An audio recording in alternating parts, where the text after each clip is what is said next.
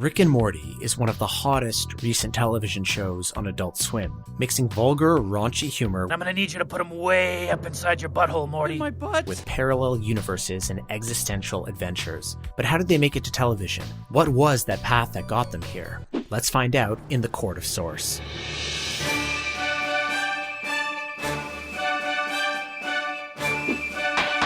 Welcome to a source hearing on Rick and Morty.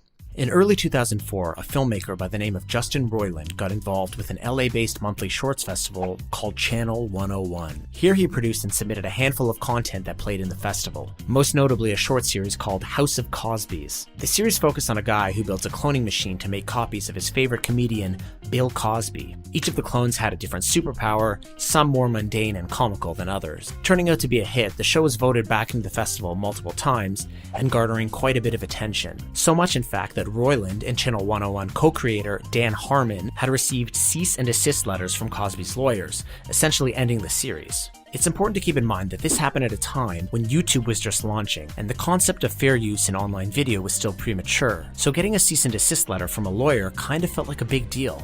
As a joke to combat cease and desist bullying, Roiland made a short called Doc and Marty, intending to spoof Marty McFly and Doc Brown from Back to the Future. The short depicts Marty, who is upset that he got his kite stuck in the tree of his front yard. Doc proclaims it's not a problem because they can travel back in time and make sure the tree is never there to begin with. The only issue is it requires Marty to perform some unsavory acts for Doc.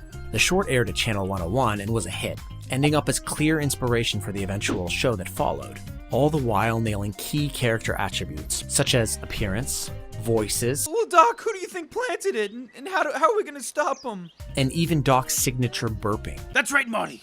We're in the year 1955 now. Roiland further stated that it started as a spoof, but ended up becoming two of his most favorite characters to voice. Roiland would go on to create a number of other shorts starring the characters, some of which included a promo for Scud the Disposable Assassin, which depicted Doc and Marty chatting about the comic book, and then realizing the assassins are actually real. Oh no! It's real! Scud is real, Morty. It's real. No! And a Gatorade commercial in the vein of the two characters. Wow, Doc, I can't believe all the stuff you're learning from Gatorade bottles. You know, it almost makes up for the fact that Gatorade puts all those harmful chemicals in their drink, and a lot of people are getting sick from it. Lock your fucking mouth up, Morty. These shorts would help continue the streak of development to shape who Rick and Morty would eventually become.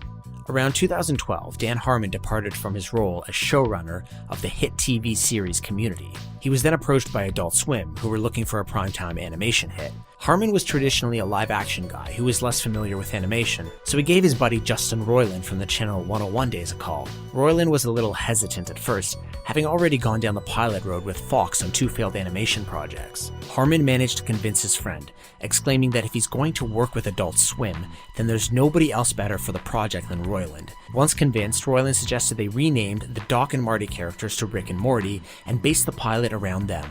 They initially pitched a short 11-minute segment, I'd watch it, Morty, for at least 11 minutes a pop. but it turned out to be a full half-hour episode as requested by Adult Swim. Harmon suggested it best to build a family around the characters to add a variation of voices, and with the reluctant help of Adult Swim executives, they settled on Rick being Morty's grandfather. The duo managed to sell the pilot, make the announcement, and write the first draft on the floor of Harmon's empty community office on the Paramount lot, all in one day, which is almost unheard of in the business. Flash forward a few years later, the show is now dead set on a number of accolades and possible cartoon superstardom, perfectly blurring the line between dirty humor and thought-provoking concepts. Roiland claims the show is far removed from the real animated adventures of Doc and Marty, but the roots are clearly evident. Furthermore, he has stated a driving force for the current show is his energy to keep telling stories about these characters. Since this was a source hearing, there is no verdict, but you can still subscribe to the channel for future trials and hearings. See you in court.